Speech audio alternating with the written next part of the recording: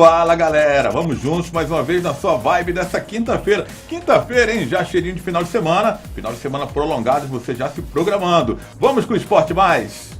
Atlético Paranaense e Atlético Mineiro fizeram seus deveres de casa na Libertadores e no Uruguai o Palmeiras venceu de virada, com direito a muita confusão. Copa do Brasil, Santos e Botafogo vencem em casa e dão passos importantes rumo à próxima fase. Ricardinho está fora do Campeonato Cearense. Givanildo Oliveira já escolheu seu substituto no Ceará. Na Barra, o volante Mimi joga o favoritismo para o lado alvinegro. Uma jovem promessa está de saída do Fortaleza para o futebol português e renderá uma boa grana para os cofres tricolores. Tudo isso por aqui no Esporte Mais que está no ar.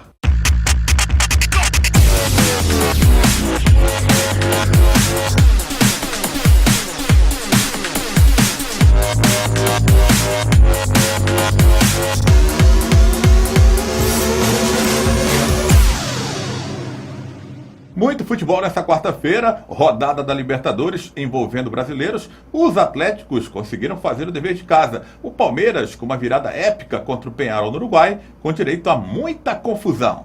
O Atlético Mineiro venceu o Libertad no Horto e assumiu a liderança provisória do Grupo 6.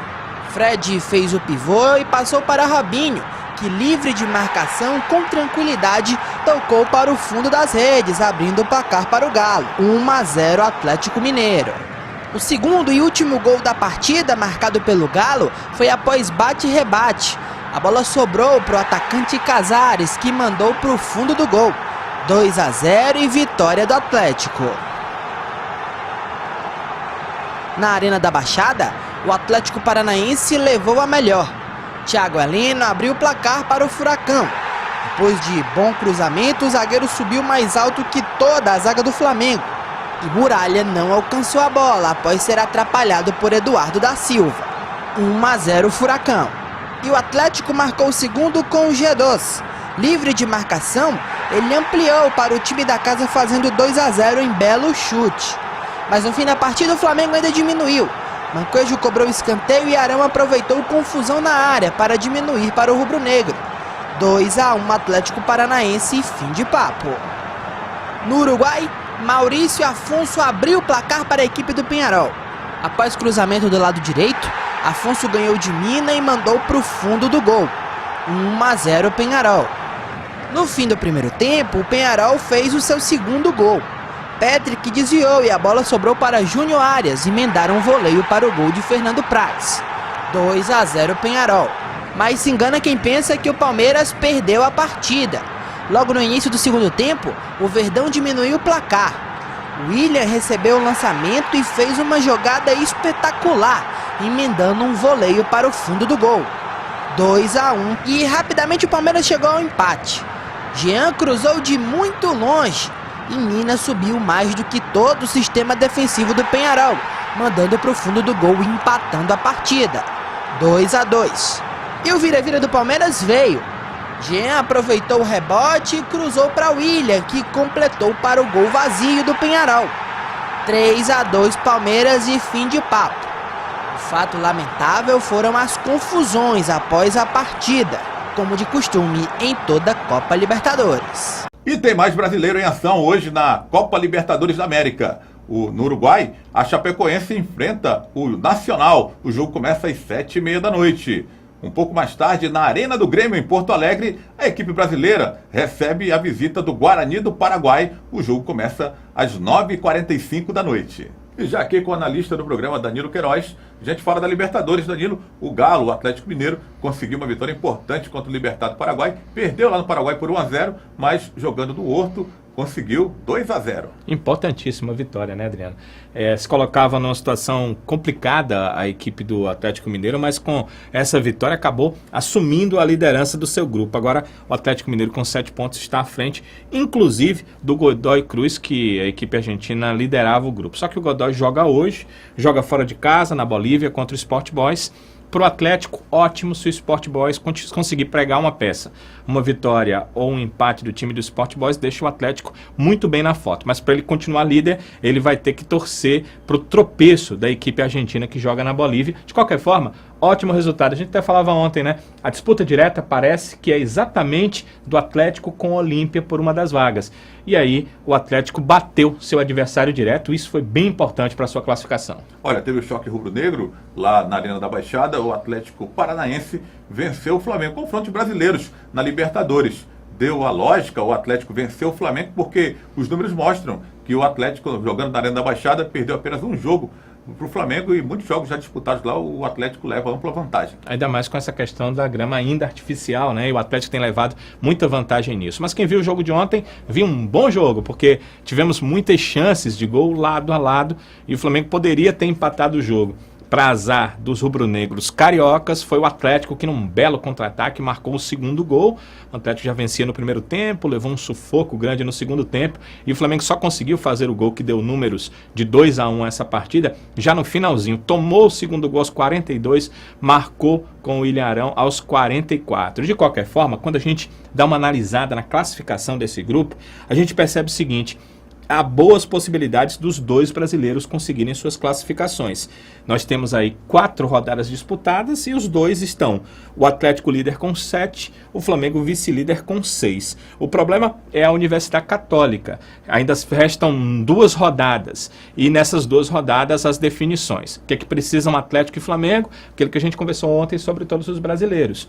Jogando em casa, vencer seus jogos. Se isso acontecer, os brasileiros estarão classificados para a próxima fase. Atlético e Flamengo bem credenciados nesse grupo. Eles já não se enfrentam mais, Adriano, já se enfrentaram 2 vezes. Então, contra os adversários de fora do país, eles precisam dos resultados positivos. E se vencerem, vão estar com certeza na classificação. Eu digo se vencerem seus jogos em seus domínios, seus jogos em casa. Olha, que vitória épica do Palmeiras lá no Uruguai. 44 anos que o Palmeiras não vencia no Uruguai, jogando pela Libertadores. Em 1973 foi a última vitória do Palmeiras lá no Uruguai. E perdendo por 2 a 0. Que metamorfose, hein, Danilo? Jogou mal o primeiro tempo, perdendo por 2-0. E no segundo tempo veio a virada 3-2. E depois toda aquela pancadaria lamentável no futebol. Muitas pessoas falam que é Libertadores assim, mas não posso concordar, não devemos concordar com esse tipo de atitude no futebol. Lamentáveis as cenas depois do jogo. Se Libertadores era assim, olha, tá na hora de mudar. A Libertadores não pode ser para sempre. Isso não é futebol, né? Essa batalha campal que ela tem se demonstrado ser até agora. Não pode acontecer. De vez em quando, o grande jogo, a grande apresentação, ela fica à margem, lamentavelmente, de se mostrar cenas como as de ontem. Falando em lamentáveis, foram cenas absurdas, né, Adriano? Lamentáveis. E tinha o Felipe Melo em campo. Aí você imagina quem foi o protagonista de todos esses problemas. Foi o próprio Felipe Melo. Ele foi alvo em relação à agressão, às tentativas de agressão do adversário, mas dizem que foi o que ele falou, o que ele disse lá. E o que a gente não pode concordar é o seguinte: que esse tipo de cena aconteça. Há um árbitro lá para coibir esse tipo de situação, há tribunais para coibir esse tipo de situação, e eu acredito que eles têm que fazer isso. Quando o árbitro não tem mais como tomar providência, porque ele já foi no final do jogo e tudo, o tribunal tem que intervir, tem que tomar providência e não pode deixar. Aquele estádio ali não tem condição. Você observa que o estádio não tem condição, e sabe o que eu percebo, Adriano? Eles não tentam dar condição ao estádio, né? O policiamento não está no local certo. Não há seguranças nos locais. 2, 3 policiais dentro de campo apenas para tentar apartar a briga, que absurdo. Pois é, totalmente absurdo. E essa parte da briga foi lamentável. Eu queria fazer um parêntese, retirar essa questão da briga e pensar no futebol, que é o motivo de nós estarmos aqui e que vocês estarem nos assistindo. Porque o Peñarol vencia por 2-0. Quem assistiu o primeiro tempo pensa o seguinte: cara, não dá para virar o jogo pelo futebol que o Palmeiras estava jogando. O Palmeiras foi pro vestiário, conversou com o seu treinador. Uma vitória, né? Todo mundo saiu pensando Exato. Nisso, voltou e logo no começo marcou logo 2-1. Ali ele já deu a demonstração de que iria virar. Antes dos 30 minutos, o Palmeiras já vencia a partida por 3-2 e já mostrava quem é que mandava no jogo. Poderia ter marcado mais, claro. O Peñarol até teve uma outra chance, poderia ter feito um gol, mas o Palmeiras foi senhor do segundo tempo de jogo, com uma atuação soberba, e seus torcedores talvez ficaram lamentando porque que a equipe não conseguiu essa virada no Campeonato Paulista, quando perdia para a Ponte Preta no primeiro jogo, ou até um placar dilatado no segundo jogo, porque não teve uma atuação tão soberba quanto teve ontem. Mas na Libertadores, Adriana, Palmeiras praticamente já classificado, né? A gente dá uma olhada na classificação aqui do Palmeiras, e a situação do Palmeiras é cômoda, muito cômoda. Para você ter uma ideia, o Palmeiras é o primeiro colocado com 10, e o time que está fora ali da zona de classificação, que poderia lhe roubar a vaga, só tem 4 pontos, que é o Atlético Tucumã da Argentina. Todos jogaram 4 partidas.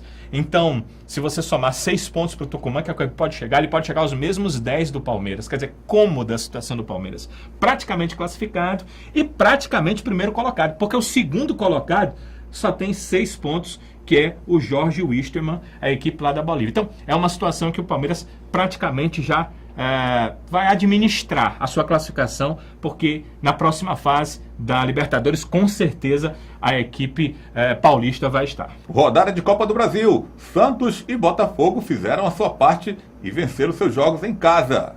No estádio Newton Santos teve de tudo. Pênalti perdido pelo meia Diego Souza, expulsão do jogador Bruno Silva da equipe do Botafogo e vira-vira. A equipe do Sport saiu na frente e abriu o placar com gol marcado por Samuel Xavier. Após tabelinha entre o lateral direito e Lênis, Samuel pegou de primeira e acertou um chutaço, marcando um golaço. 1-0 Sport. E o empate do Botafogo veio após roubada de bola do volante Ayrton no meio-campo. O volante avançou pelo meio e deu belo passe para Guilherme. Dentro da área, o atacante encarou Matheus Ferraz, limpou para a direita e chutou no canto. Empate do Fogão, 1-1. E o vira-vira do Botafogo veio de novo com ele, Guilherme. Após passe errado de André no campo de ataque, o Fogão armou o contra-ataque e o próprio Guilherme recebeu um lançamento. Ficou mano a mano novamente com Matheus Ferraz e bateu na saída de Magrão, virando para o time carioca. 2-1 Botafogo. Na Vila Belmiro, o Santos venceu, mas não empolgou. O primeiro gol da equipe santista foi marcado pelo meia Bruno Henrique. Após bela tabelinha, ele recebeu e livre de marcação, mandou um chutaço no ângulo do goleiro Emerson. 1-0 Santos. O segundo gol, marcado pela equipe santista, foi marcado por Copete. Ele aproveitou o cruzamento de Vladimir Hernandes e mandou para o fundo das redes. 2-0 Santos. Copa do Brasil, os grandes venceram. O Santos venceu o Paysandu, Danilo, mas 2-0, mas quem assistiu a partida percebeu que não foi fácil. Tipo, fez o primeiro gol e depois veio o segundo, mas isso já na segunda etapa da partida. E o Botafogo, com um jogador menos, começou perdendo para o Sport em casa e conseguiu a virada. Em relação ao Botafogo, a gente já dizia ontem que o buraco era mais embaixo, era mais difícil um Botafogo contra um Sport do que o jogo do Santos com o Paysandu. O resultado acabou demonstrando isso mesmo, porque o Sport teve empatando a partida, teve algumas situações em que o Sport poderia ter feito o segundo gol, mas o Botafogo venceu com certa autoridade, as melhores oportunidades e transformando-as em gol. Só que tem o segundo jogo em Recife. O Sport marcou um gol fora de casa e isso é muito importante na Copa do Brasil. Então eu diria, Adriano, que esse confronto está aberto. Agora o confronto do Santos, aí eu já diria que a situação ficou fechada, embora o jogo não tenha demonstrado isso. O Paysandu, em alguns momentos, teve controle das melhores oportunidades, ele não teve controle do jogo no meio-campo em domínio de bola, porque isso o Santos teve. Só que os contra-ataques eram perigosos da equipe do Paysandu, que perdeu algumas chances de gol, inclusive com o jogo em 0-0. Mas o Santos abriu 2-0, vai jogar fora, o Paysandu não marcou nenhum gol na casa do adversário, vai ser uma situação difícil para o Paysandu poder reverter isso lá em Belém. Olha, o primeiro intervalo aqui no Esporte Mais, a gente vai falar ainda de Ceará, Ferroviário e tem novidades do Tricolor Fortaleza.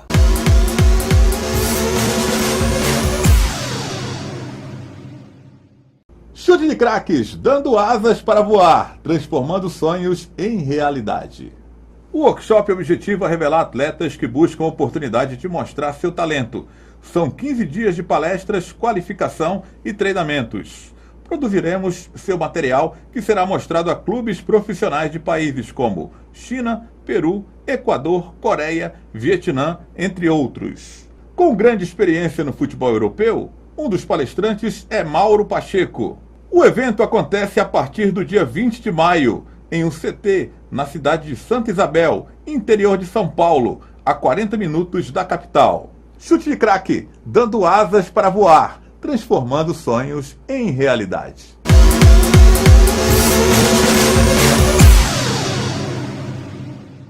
E o Fortaleza está reformulando o elenco mais uma vez na preparação para a Série C do Campeonato Brasileiro. E parece que tem jogador deixando o PC. O Fortaleza realizou mais um treino físico nesta quarta-feira. Mas a notícia que chamou a atenção foi uma negociação do lateral direito Felipe. O jogador, que também atua como volante, deve fechar contrato com a equipe Passos Ferreira, de Portugal. A negociação deve render R$600 mil aos cofres do tricolor. Felipe tem 23 anos e teve início no futebol pela equipe do Maranguape e agora pertence ao Fortaleza. Ele vestiu a camisa do Leão por 49 vezes e marcou 2 gols.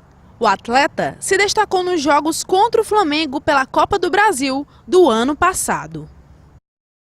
E a novidade do Fortaleza, Danilo, a saída do Felipe, né? Volante, lateral direito, causou aquela polêmica no início da temporada, da entrevista, falando que ia trabalhar bem esse ano para ver se conseguia sair logo do Fortaleza. Mas ele almejou o que todo jogador almeja, né? É jogar numa equipe melhor, ganhar uma graninha a mais. Não foi nada demais, mas a torcida interpretou mal. Pegou mal com isso, mas nessa má fase do Fortaleza, o tricolor vê aí algum dinheiro, a possibilidade de receber algum dinheiro. Como vai receber, né? 600 mil, está sendo negociado com Passos Ferreira de Portugal, o Felipe. Eu acho o valor pequeno. Acho que o Felipe, com 600 mil, um atleta ainda muito jovem, que a valorização deveria ser maior. Tenho certeza que a multa rescisória não era nesse valor, era um valor maior. E tenho certeza também que o que o Felipe falou no começo da temporada, sei que a torcedor meio que mal interpretou o que ele disse. Mas de qualquer forma, o Felipe não pode dizer, olha, estou jogando aqui com o objetivo de ir embora. Isso eu acredito que faltou... Se expressou mal, né? Faltou o empresário, Adriano, faltou... porque normalmente o procurador, o empresário, é que adverte o jogador do que ele deve ou não dizer.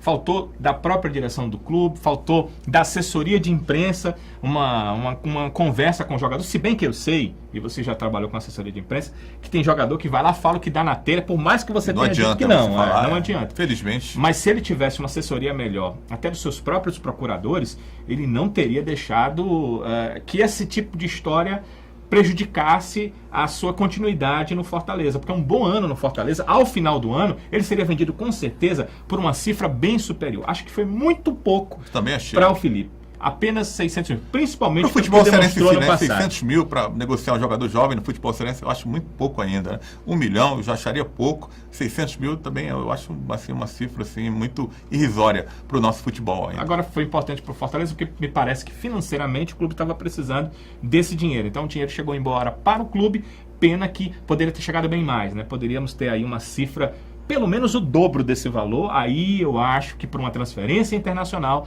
valeria para a liberação do Felipe. Agora foi bom para os dois, para Felipe, para Fortaleza, acabou sendo bom também para o Felipe?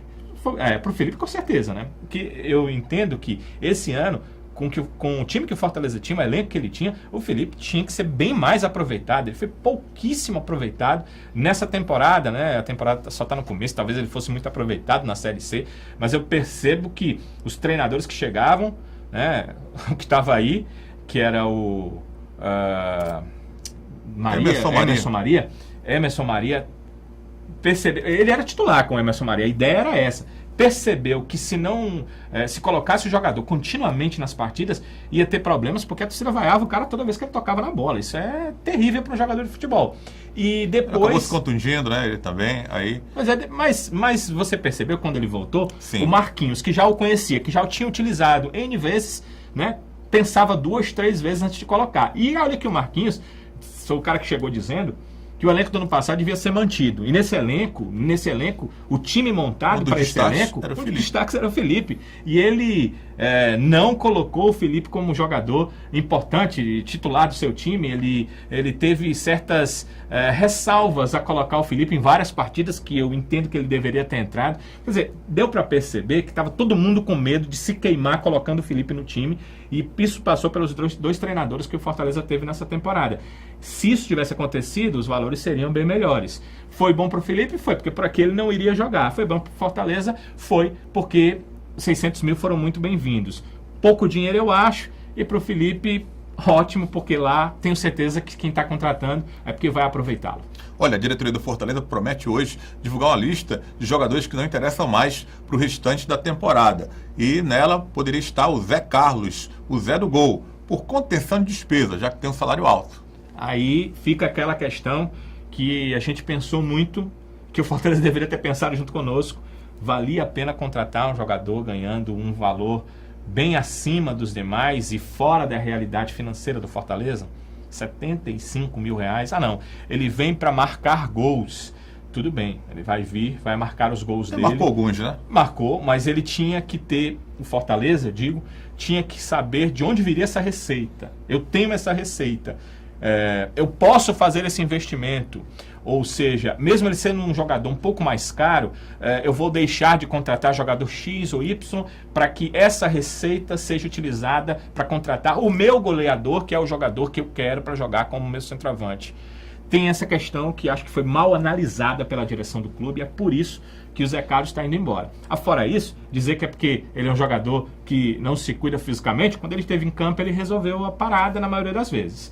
Dizer que o jogador não é comprometido com um clube, aí tem que se demonstrar se ele realmente não é comprometido. Ele está faltando a treinamentos, ele não está fazendo o que pedem os responsáveis pela preparação física, o treinador, ele está com problemas táticos na equipe. Isso tem que ser dito, porque não percebi isso, Adriano. Você percebeu isso? Problema de relacionamento dentro do clube, ninguém sabe também, né? É assunto interno. Até esse momento a gente não tem essas informações. Me parece que é só porque o clube não soube entender financeiramente o que poderia gastar. E isso é uma coisa que tem que ser a mais importante e a mais minuciosa, porque é como na nossa casa. Para que eu vou comprar determinado móvel se eu não vou ter como arcar com as despesas das parcelas com ele? Tem coisas que o Fortaleza, como clube de futebol, tem que pensar e tem que avaliar para não ficar passando esse tipo de situação. Porque o jogador tem contrato, Adriano. E se ele disser que não vai embora? Como é que faz? Tem que pagar, porque ele tem um contrato. E o contrato manda a lei trabalhista enquanto ainda existir, porque, né? A gente querendo tirar, né? O que aconteceu ontem à noite enquanto a gente dormia. Brincadeira. Foi brincadeira. Quer dizer, se ainda tiver lei trabalhista nesse país, se o coitado lá não assinou um acordo, porque agora o acordo vale mais do que a lei, se ele não assinou nenhum acordo, ele tem direito, vai ganhar esse direito, e quem vai se dar muito mal é o Fortaleza, por culpa da direção do clube, que não soube entender quanto poderia gastar. Gastar mais do que ganha só leva a endividamento, e infelizmente é isso que tem acontecido com o Fortaleza. Vamos falar da final do Cearense. Vem aí Ceará e Ferroviário. E a nossa repórter Lívia Rocha esteve em Porangabuçu conferindo as novidades do Ceará. Uma delas tem um jogador importante lesionado. A quarta-feira iniciou com uma péssima notícia em Porangabuçu. O meia Ricardinho foi diagnosticado com uma lesão ligamentar medial lateral da articulação e está fora das finais do Campeonato Cearense, pois o prazo de sua recuperação são de 3 semanas. Sem Ricardinho lesionado e fora das finais contra o Ferroviário, o técnico Givanildo Oliveira já escolheu o substituto do meia. O Wallace pernambucano, que substituiu o meia no jogo de domingo contra o Guarani, deve ser o titular da partida. Não bastando a situação de Ricardinho, no meio do coletivo desta quarta-feira, o lateral direito Thiago Cametá saiu do treino por conta de um trauma na parte frontal da panturrilha. Segundo a assessoria de imprensa do clube, o trauma foi normal e nesta quinta-feira, Thiago Cametá voltará aos treinamentos com o restante do grupo. Mas nem só de ausências vive o Ceará. Retornando de suspensão automática, o zagueiro Rafael Pereira foge do comum, quando indagado se tem favorito no Clássico da Paz. Acredito que pelo tamanho do Ceará, pela torcida que o Ceará tem, acredito que sejamos favoritos. Mas a gente sabe que hoje em dia no futebol não existe mais favorito. Ganha quem joga melhor, ganha quem faz os gols. Então o favoritismo ficou um pouco de lado, tem que mesmo entrar em campo e jogar a bola para conseguir a vitória e merecer. Falando do time que atuou no coletivo, o Ceará, que deverá ir a campo para enfrentar o Ferroviário no próximo domingo, deverá ser formado por Everson, Thiago Cametá, Luiz Otávio, Rafael Pereira e Romário, Raul, Richardson e Wallace Pernambucano. O ataque deve ser formado por Lelê, Vitor Rangel e Magno Alves. O Ceará volta a treinar no período da tarde desta quinta-feira, com portões abertos para a torcida. Olha, Ricardinho fora do restante do estadual. Mais uma vez, o jogador lesionado e o técnico Givanildo Oliveira já escolheu o substituto, o Wallace Pernambucano, Danilo Queiroz. Olha, o Ricardinho voltava de um grande tempo parado. Então já se imaginava o seguinte, vai ter algum tipo de problema. O que se imaginava, que é o normal no jogador que volta assim, é que o problema seja muscular, né? Um problema de parte posterior de coxa, um problema de músculo adutor, porque quando o cara passa muito tempo parado, ele acaba, foi num joelho o problema do Ricardinho, que a outra perna, ela serve para basicamente o apoio total do jogador, então ele volta aos poucos apoiando na outra perna e gera na perna onde não teve o problema, algum tipo de problema. Normalmente, como eu disse, muscular. Não foi o que aconteceu com o Ricardinho. Aconteceu uma coisa de jogo, né? Ele torceu o tornozelo, o problema é nos ligamentos do tornozelo e ele vai ficar aí 3 semanas. 3 semanas tira do Cearense e entendo que tira até do começo do Campeonato Brasileiro, né? Então é uma questão que é uma pena porque ele vinha melhorando, a gente até já falou sobre isso. Vai perder a condição, né, física, vai né, ter que começar ritmo de novo. De jogo. Vai ter que começar basicamente de novo. Não vai precisar mais da pré-temporada, aquela pré-temporadazinha que ele fez depois que ficou bem da lesão no joelho, essa ainda vai servir. Mas a parte física que ele ganhou e a parte de ritmo de jogo, essa ele vai perder, porque foi pouquíssimo tempo, ele vai ter que, daqui a 1 mês mais ou menos, quando voltar aos treinamentos, pegar tudo paulatinamente de novo. Uma pena para o Ceará também, que tem dificuldades nesse setor de meio campo. Felipe Menezes nunca empolgou. E aí o Wallace Pernambucano. Talvez o Givanildo tenha se utilizado do Wallace, porque ele é um jogador mais agressivo, mais ofensivo. Ele, na verdade, é um meia atacante, não é um meia de armação. Engraçado, quem vê ele entrando em campo, ele tem porte de centroavante, né? Parece que é um atacante. É um jogador alto, né? De área. Forte. Mas ele nunca jogou na área. Nunca jogou na área partidas seguidas. Ele até me disse que já jogou na área, teve oportunidades para jogar na área, mas não é o jogador de área. Ele vai ser esse homem que o Givanildo quer que se aproxime dos seus atacantes. Um meia que era um meia atacante, vai ter que voltar um pouquinho mais para buscar o jogo, mas como tem a agressividade, como é acostumado a ser um jogador agressivo, levar o Ceará a ser mais agressivo nos jogos. Precisa disso realmente, né? São 3 jogos onde não há vantagem, o Ceará vai precisar vencer para chegar lá, claro, tomando as medidas cabíveis e de cuidado, porque o Ferroviário é um time muito forte e muito agressivo. Vejamos como é que vai ficar com o Wallace. Deu certo na partida contra o Guarani de Juazeiro, onde o Ceará conseguiu sua classificação. O Ricardinho se contundiu logo no começo, o Wallace foi colocado, deu conta do recado, nada demais, nada que chamasse muito a atenção, mas talvez seja essa a aposta do Givanildo, um jogador que vai tornar o time mais agressivo. Olha, as nossas redes sociais estão aí para você seguir, curtir e compartilhar. Intervalo, na volta, vamos falar do Ferrão, Tubarão da Barra, se preparando para encarar o Vozão na final.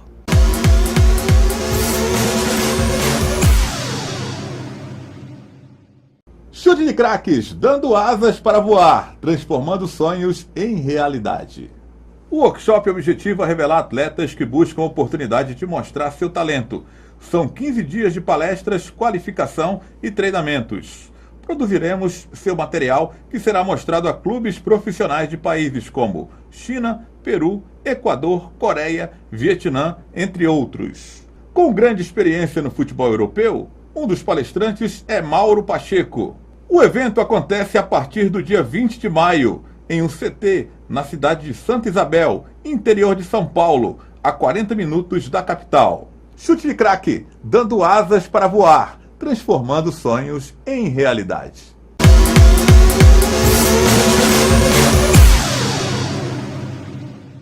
Clássico da Paz, na final do Cearense. O Ferroviário se prepara para enfrentar o Ceará. E o volante Mimi joga o favoritismo todo pro lado alvinegro. Jogador de futebol odeia ficar de fora de jogos importantes.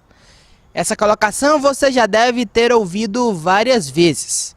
Com o volante Mimi, que ficou de fora do último jogo contra o Fortaleza na fase semifinal, não poderia ser diferente. Sensação ruim, não gosto de estar fora, gosto de sempre estar atuando, ajudando meus companheiros dentro de campo. Não me vejo ali na arquibancada como torcedor, isso ali fiquei um pouco nervoso, né? É bem melhor a gente estar atuando dentro de campo do que estar assistindo. Então a minha preocupação é sempre de estar ali dentro de campo e dando o meu melhor. E se no Ceará o zagueiro Rafael Pereira assume o favoritismo, no lado coral o pensamento é parecido. E seguindo firme na preparação visando a final do Campeonato Cearense, o volante Mimi tem na ponta da língua quem é o favorito para a grande decisão do campeonato. A gente deixa o favoritismo do lado deles, né? Um grande clube, uma grande equipe, o Ceará. Mas a gente está aqui, tá? Vamos medir força lá dentro de campo, o favoritismo deixa para eles, mas a gente vai mostrar a nossa força, nossa determinação é lá nos 90 minutos. Falando do time que vai a campo no próximo domingo contra o Ceará às 4 horas da tarde na Arena Castelão, o Tubarão da Barra deverá ir a campo com Mauro, Gustavo, Erandi, Túlio e G. Anderson, Jonatas, Glauber, Mimi, Mota e Valdeci.